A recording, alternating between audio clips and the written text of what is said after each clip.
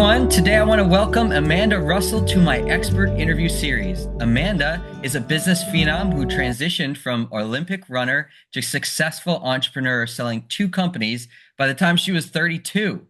She created the first accredited curriculum on influencer marketing that is taught at universities like UCLA, the University of Texas, and Northwestern's Kellogg School of Management. Amanda advises some of the largest consumer brands and is the author of her best-selling book, The Influencer Code. Welcome, Amanda. Thank you for taking the time. Well, thank you for having me, Aaron. I'm excited for our conversation. Great. I have a number of questions. If you're ready, we can jump right in. Let's do it. So, you and I recently met at the annual Uprising retreat hosted by our friend, marketing futurist and best-selling author Mark Schaefer. There, you shared your incredible background, and that's where I really want to begin this interview today. Early in your life, you were an Olympic runner.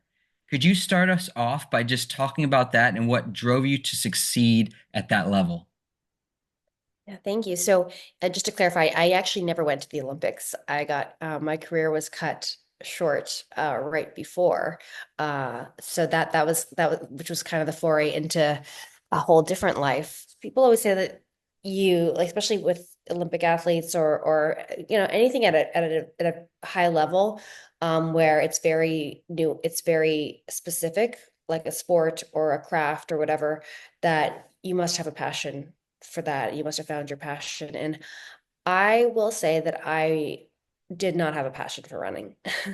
I never set out to be a runner. That my dream was not to be an athlete.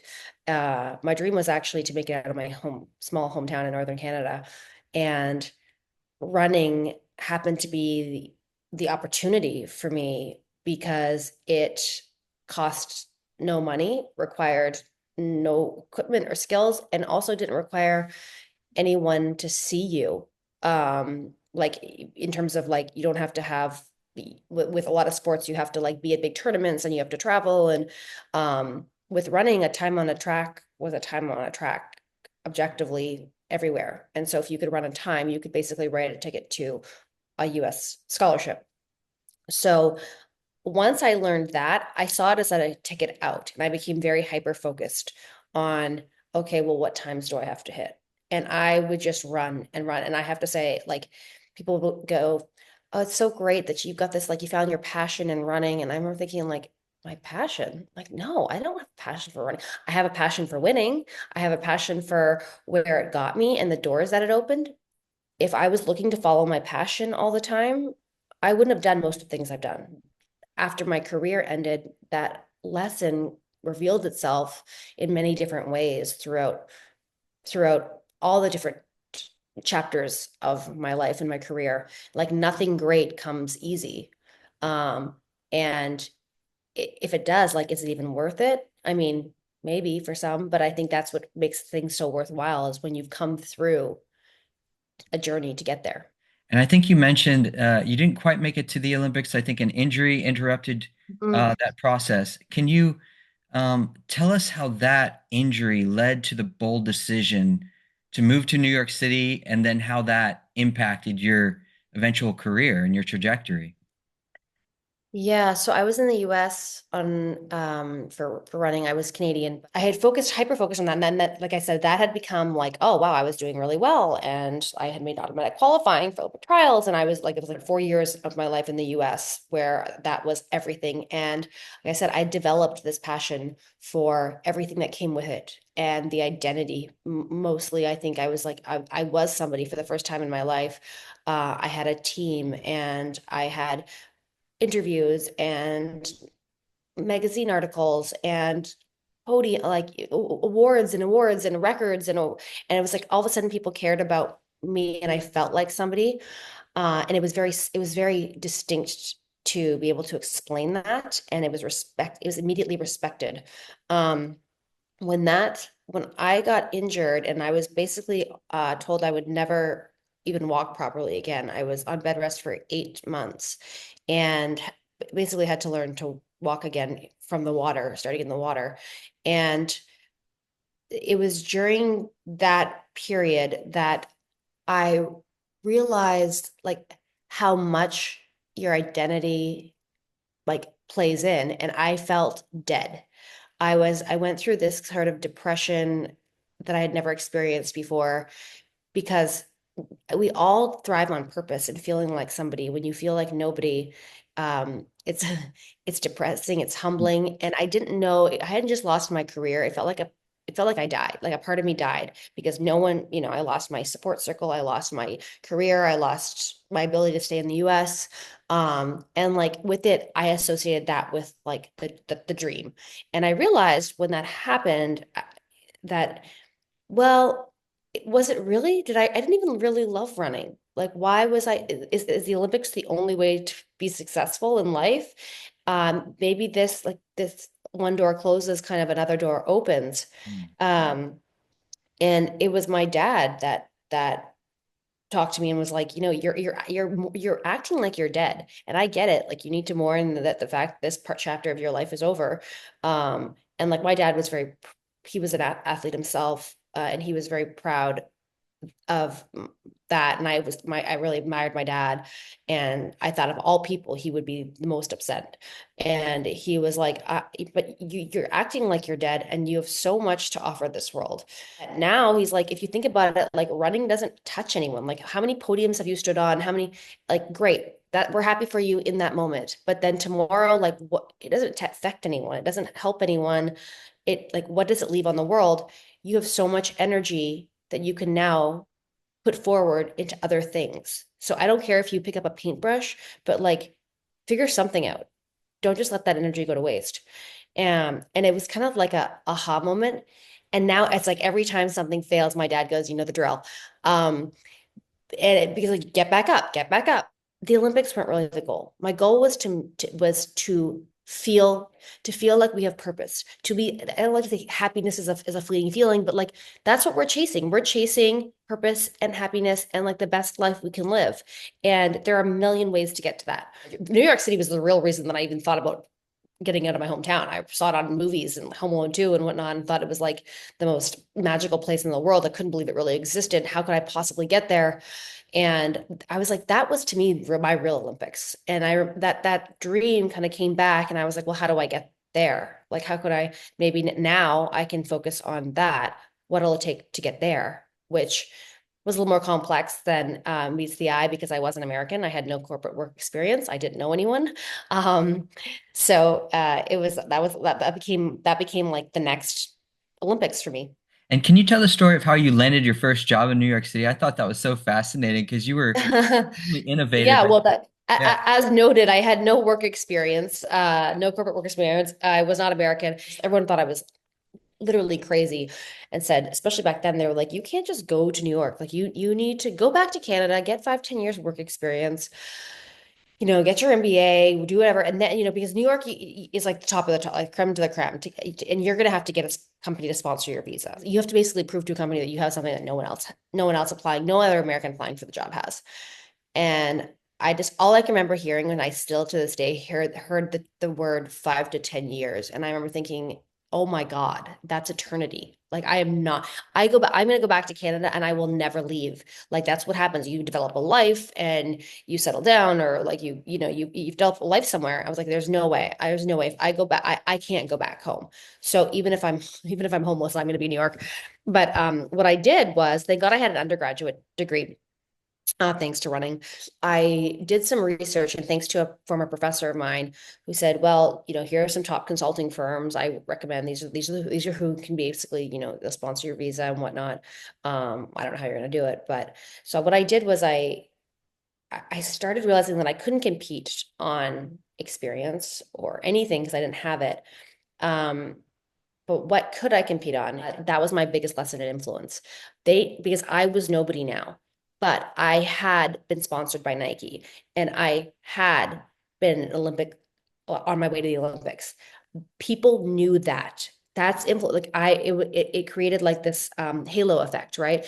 People didn't know me, but they knew Nike. They knew the Olympics. And so I had tons of old running shoes. I sent boxes of shoes to the main consulting firms I wanted to work for, with these handwritten notes about how I had all of this work ethic and all of this dedication and obsessive compulsive like loyalty to do whatever it takes to make your firm successful if you could just give me an opportunity. I could give all that energy to your company. And the boxes got me the interviews. I mean, I think that was definitely it was a difference in a sea of resumes. And then my interviews got me the job, especially the one that I really wanted to work for offered me the job on the spot at my final round interview in New York. That's amazing. I love that story. And what's even better is that you didn't just stop at the job. Most people would end up in the job, say, "Great, I reached my goal. I'm in New York City now, and I've been sponsored. I have my visa sponsored." But you did something else on the side, and I think Yeah. that kind of led to the next step. And I'd love you to kind of lead us there. Yeah, well, I was obsessively trying to get back into I was determined that I was gonna get back into shape. And I was again like the identity crisis thing. I was like, no, I still want to look like an elite athlete. I still want to train like, and also like it's a drug. It really is a drug, the addiction to that. So I was spending so much time, especially at the really early hours. If anyone from New York knows, that's at the 5 a.m. hour in Central Park. There's all the diehards are there. And so I started every method I possibly could that was non-impact. And when you do a lot of anything, people start asking you about it. And so I started offering classes because I left my job because I wanted to go back to business school. And I I knew that I needed to give it a few years work experience. So I saved every penny that I could write a book on how to live on nothing in New York, saved everything I possibly could to save enough for my first semester of business school because I wanted to go full time so that I could have a visa and start something else because I knew I didn't like the job and I was like, I know I'm not afraid of hard work, but if I'm looking at 5 years down the road, which was a long time to me then, I'm like, I don't want to be doing this. And so I need another path. And how am I gonna stay in the city? I love the city. How am I gonna make it here, which is my real dream? But I've got to figure out a way. So the MBA was really a visa. And then the workouts, because I had developed this little community, I started like putting flyers up literally all around the city. Every coffee shop I could walk into and think of teaching workouts in free spaces and parks and the West Side Highway, uh, specifically because I couldn't work legally, to be honest, when I was in school. So that was like cash. And that's how my next chapter really started. Back to Yeah. fitness. And you met some people, I think you said at the 5 a.m.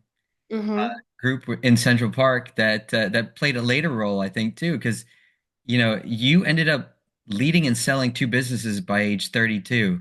And so this is, some people may look at your story and say, how could somebody with, a great job like that, a consulting firm, just walk away and plan her way out of that? Well, there were bigger things in store for you. Relationships are everything, right? So I came to New York when I with no connections in the corporate world or in really in that space at all. And with being at the park 5 a.m. every morning, I developed this community and there was this incredible group in Central Park. I mean, they're everywhere, but it was like this old boys club.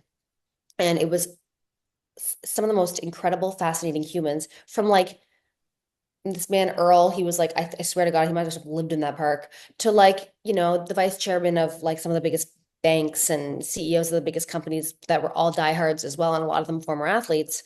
And I got into cycling because there's no impact. And I was pretty good because it's basically running with no impact. And I basically became this honorary member to this men's A team, like the fast level cycling team. And these guys took me under their wing, but I was there every single, like I rain or shine, like didn't matter how late I worked. I was obsessed. And so obsessed that you develop really strong bonds. Gosh, nothing teaches you more the power of like influence and relationships than when you don't have them. And I think that's what stuck so much about me. That's why people think I talk about influence because I got into YouTube and social media and whatnot. And that's not influence. That's channel. But it was really like having no influence and learning how to build it and learning what those factors are. And I mean, a lot of it is relationships. And so, yeah, I made some great relationships. And years later, when you have those relationships and you were top of mind when opportunities come around, and none of them, it was like I was never looking for anything and vice versa. I think that's when the magic really happens. I think that's where the whole networking concept gets cringy for a lot of people, because if you're looking at it as like, okay, well, let me network, so like what I how can you connect me, and how can you, that is cringy. But it's like, no, if you build relationships for think about all the good friends and people you have in your life that you would drop everything for, or if they called you to do something, you would do it 100%.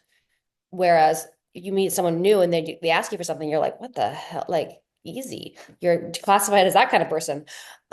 Yes, that opened a lot of doors. But I think also when I decided to teach these workout classes, they also got me some really, I developed a following that happened to be, because my workouts were extremely intense. I was attracting like some of the most diehard, like in New York City, right? In New York City at like this hour is probably the most obsessive, compulsive, competitive audience you can imagine.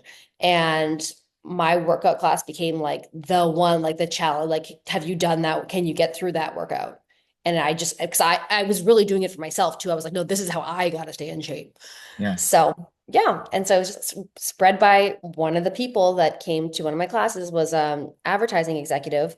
And they were kind of actually joking one day about this thing called, like, this website called www.youtube.com, and like, oh my God, you should see the idiots on this thing. There's like no structured content, like you wouldn't believe this what this is. So I went back, of course, to my desktop and I like, www, and I just got lost in this rabbit hole of like, I was so fascinated by not the content, it was really the community that these, and I didn't have that wasn't the word that I used then, but that's really what it was. I remember thinking, oh my God, these idiots could sell their dirty socks to these people because they know and love them and they're following them. There's like so many conversations that was new, right? You could have a conversation. Anyone could just type in and have a conversation.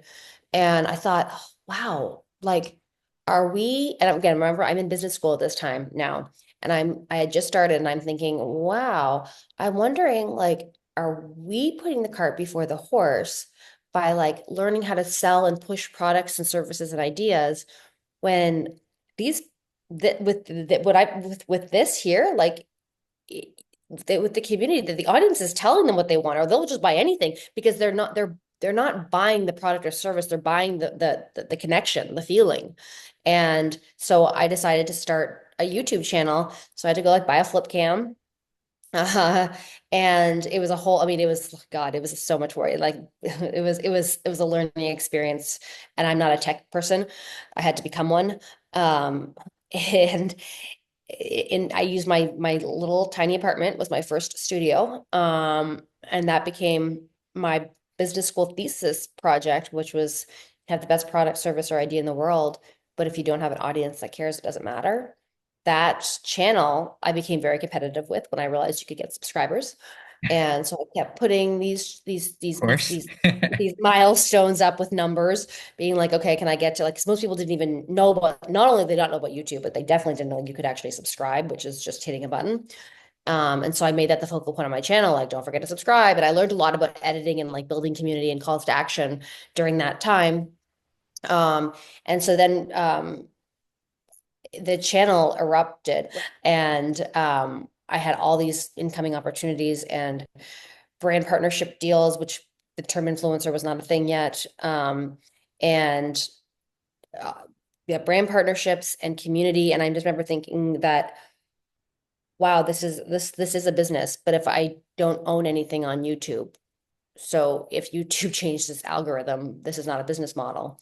And so that's when I decided, once I had developed this following, like, wow, what if I create this like an online subscription? People didn't at that time didn't even really trust putting their credit card into the computer to buy tangible products, let alone digital. Do you remember what Um, year that was, your YouTube channel when you started that? Yeah, it was like 2010, 2009, Yeah, 2010. early. Yeah. Yeah. Yeah. And we had to, and then to build out like a subscription platform, it wasn't like there was like Squarespace and like, commerce and all this kind of stuff. It was like literally, it was like one of the hardest things, Yeah. biggest learning experiences. And but because of that, because of building that subscription model and doing the YouTube to build the community first and the brand partnerships and then keeping people in the community, producing content constantly, upsells, downsells, cross sells. And with fitness, it's like for a marketer, that's like it's so fascinating because like no one needs anyone can do a jumping jack. Like it's really getting like how do you distinguish this? Nothing's new. It's just moving your body and discipline. How do you really get inside people's minds? And so that was an incredible experience. But because of that, I kind of became like this, I don't like to say expert because but by default of no one had done stuff like that. I was one of the first kind of going through this. Um, I was working with all different brands. I had a studio at that point. I had now had a studio not just in New York, but in West Hollywood, which because it was like the hub for LA is the hub for fitness, and because I'd worked with so many brands from publications like all the Rodale, Condé Nast, Demand Media, which Lionsgate, they were everyone was trying to get into doing that on their platforms and creating that who knew about it. Well, they had worked with me and I knew a lot about it. And so I kind of like fell into this like to call it an agency. I mean that sounded really fancy, but that's kind of what it ended up not kind of that's what it became. And you went on from that. You sold your companies and I believe transitioned now into a completely different phase. You were, Totally different. yeah, you created the first accredited influencer marketing curriculum, I believe, Mhm. for institutions like UCLA, University of Texas, and the Kellogg School of Management. How did you get interested in that, involved in that? To be honest, I was living in LA, part-time and my agency was there and I don't know. It was actually, I think that the wife of one of the professors at UCLA who is like, doing had my subscription or whatever. And he was like, what is this? And so he started like looking through it and then he reached out to me. And I have to be honest, I had been living in like between New York and LA and everything's so like fluffy and especially in the YouTube world at that time. And I'll never forget when I saw that he said he was a professor at UCLA, and I thought, wow, that's like a real job. That's like, wow. Like I just like someone's a real professor these days. That's crazy. I was so impressed. And he asked if I would like to guest talk about building this in his class. And so yeah, of course, I'd love to. And I went and we became friends. He was just like fascinated with it and very forward thinking. And he's like, this is incredible. Like this is what we are not teaching this. Like, what would you think if I were to work with you on teaching pedagogy and whatever, co-create a curriculum? I had no idea what I was doing. I said, sure. Cool.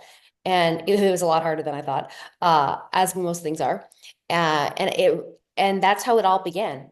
And then when I had the offer to sell everything, came up and I had been doing a lot of this teaching stuff, I was like, well, again, I guess this is the next chapter. Like, well, how do I want to teach? I love this. I love the community. And if you think about it, the fitness stuff, all that really was teaching. I love that camaraderie. I learned, it sounds really crazy, but you do learn more and you get so much more from it. It's a real purpose-driven life. And so I decided that, oh, I wanted to teach.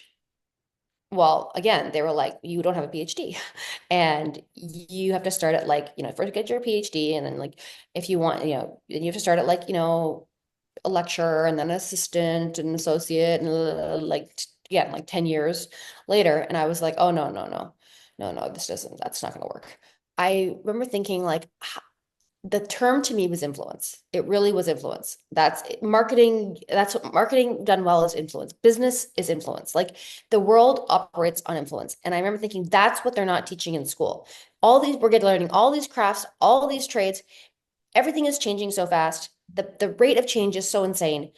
What people need to learn is how to influence their audience, not persuade, not manipulate, but influence because it's not the greatest, smartest people that get to the top of the room or the stage. It's those that understand influence, whether they formally do or not. And why are we not teaching that? And I feel like this is so needed, so needed. And he said, well, that's your thing. You should do that. And I said, well, I started looking at books. There was no books on it. So I decided to, he's like, well, write a book. And so I said, well, do you know a publisher? Yeah, yeah, I know a couple publishers. So I ended up did. I wrote a curriculum, wrote the book. And what I learned was if I had asked for a job, that's what they're going to tell you. Go get a PhD, blah, blah. No, you just create it, you just do it, and then you say, you can jump on my train or not. But this train is taking off because, and I just did that from every school, every school, every school. And my real dream was Kellogg School of Management at Northwestern because they're the leaders in marketing. And I know how Ivory Tower and they are. And I thought, man, if I could get into Kellogg, if I could knock down that Ivory Tower, um, I'll be so vindicated. Like I can just, I can, I, and then I felt like I should not be teaching influence if I cannot be a case study myself. Like if I cannot do this, then and that was pretty much my argument. And the associate dean there, who's still there, who's a legend, he he really he loved he was fascinated by the concept. He thought it was very forward and innovative and needed. But he also put me through the ringer a lot. He held me very accountable, and I had to do a ton of work to learn through how to get accredited into that system across various faculties, MBA, EMBA, executive ed. I mean, there's like a whole emeritus. There was a whole different one, and I was like, no, I got to straddle the fence on all of these. I got to get into all of these. And he's like, all right, well, if you want to do that, like I'll like show you some, I'll guide you a little bit, but you're doing the work. Having people put your name behind you, you have to show up and you have to follow through. You have to Yes. deliver. But I couldn't have done it without all these great, incredible people, supportive people, and I vowed that I want to be that person for other people. You talked about, these different steps in your life from YouTube fitness channel to digital marketing agencies to university boards now. And, your ventures seem disconnected, but also connected in some way. It's like you talked about how teaching there's this connective tissue there. How are you able to determine what's next and then pivot and capitalize the way you do? I saw when we met at the Uprising, it seemed like you were doing that again. It seemed like you were like, very observant and very kind of, watching the tea leaves and sensing and trying to figure out what was next for yourself and giving yourself some space and time to think through that. But what's that process look like for you?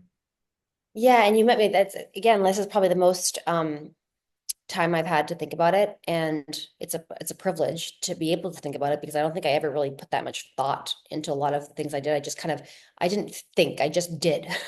It was just like whatever you had because you had to, right? I think I went through all the different evolutions, not on purpose, but really because I was chasing validation. I was chasing accolades on paper, like especially after going into YouTube and experiencing that kind of like lack of respect and like how did you go from being like a elite athlete on a full scholarship in top consulting firm and now you're doing what? Um, that I began like chasing this validation. And so I was trying to check all these different boxes, book writing and academia, like all the usual suspects. And in doing that, the theme was always the same, prove them wrong, like prove that you can do this, prove that you can get to the top. I wasn't methodically evolving. I was just like, how do I get to the top? How do I get validated? How do I get the accolade? And I've come to a point now where it's like I've checked all these boxes and realizing that that's really not the vindication that you get. And it sounds really silly. Like it's taken all of this to be like, what is it that I really do love? Like what is it that I really do feel my best at purpose? And where is my energy? Where should it be?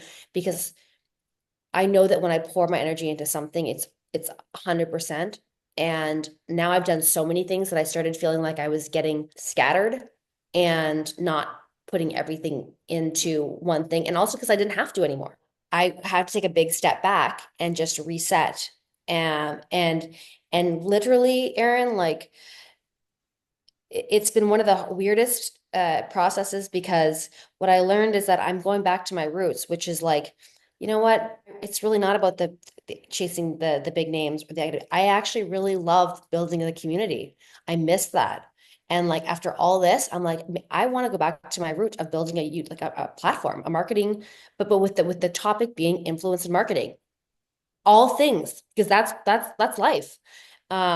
And so I'm like, that's what I'm gonna do. So I'm now right now decided that I'm gonna start a show because I'm gonna be all in on not a million different things, but it's a Trojan horse that leads to an entire like what you so you gave it all up and you started like what a little marketing like YouTube channel. But yeah, that's it's gonna be that simple and but it's gonna be that big and it's gonna be the biggest channel on modern influence and marketing. And talking about the future of influence, do you have a vision for that? Do you see ahead of that? You've taught it a lot, you've lived it.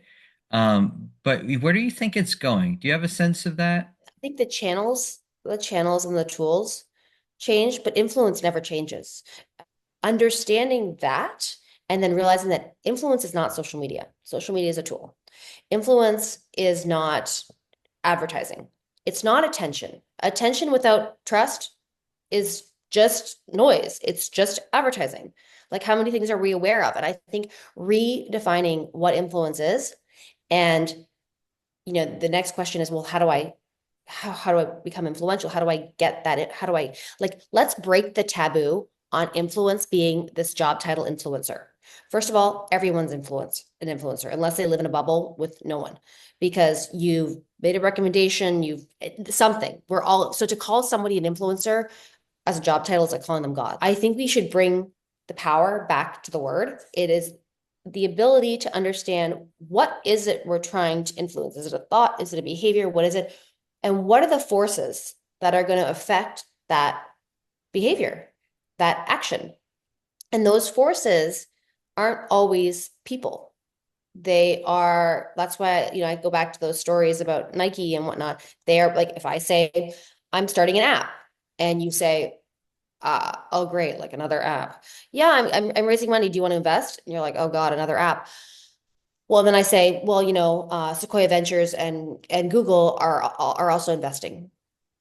All of a sudden, now you're like, whoa, like that sounds legit, like, right? You don't know me any better. You don't know anything about the app, but all of a sudden, now you've got like this. I've influenced you to want to learn more, to maybe trust me. And I think understanding that, teaching that, like influence, it's like charisma. Yes, some people are born with it, but it can be taught and it can be learned. And it's like the invisible. If there's one thing that I wish that I think is the most powerful thing to teach to navigate your way through this world, that would be it. I love that you mentioned trust because, I feel like we live in an age of distrust. I've lived your point about attention needing trust, because That's it's the so formula, important. magic formula. Attention Yeah. plus trust equals Attention influence. needing trust. Yeah. It's That's fascinating how exactly driven you've been. Some of the drive sounds just your competitive nature and sometimes even a negative drive. Hey, I've got to get out of here. Hey, totally. I Yeah. don't want to be held back. I don't want to be pigeonholed. I want to be told I can't do something. What do you think will keep you motivated this time? How do you recapture the drive and the hunger that, once led you to such great, heights and success? How do you keep that going? I definitely think that it's a mind game. Everything is in your head. And having it, I never thought it would wither. I never thought I mean, you're right. The same things that make people successful are often like anything done to an extreme can be positive or negative. Even exercise, as we know. I know that for me to be at my best, thrive on that. And so it's taken me stepping back. I'm figuring it out. And I'm going to continue to evolve and I'm going to figure it out. And how do you stay driven? Well, it's your brain. It's just like anything. It's like you train your brain. And for me, it was understanding that, realizing that, and being like, okay, now I know what drives me. To be my best, I know what I need to do. It's just like exercise. It's just like training for a race. You need to know what it takes to get there, and you just gotta like turn off the blinders and just go for it. This was great. I appreciate you, sitting for this interview. It's been an inspiration. I can't wait to put this out there for others to benefit from. So thank you again for taking the time to answer the questions, Amanda. Appreciate it. Oh, thank you so much for having me and for all the effort you put in. This has become one of my favorite podcasts. I'm going to be watching all of them because you do such incredible research and you're so thoughtful and curious, and I appreciate your time.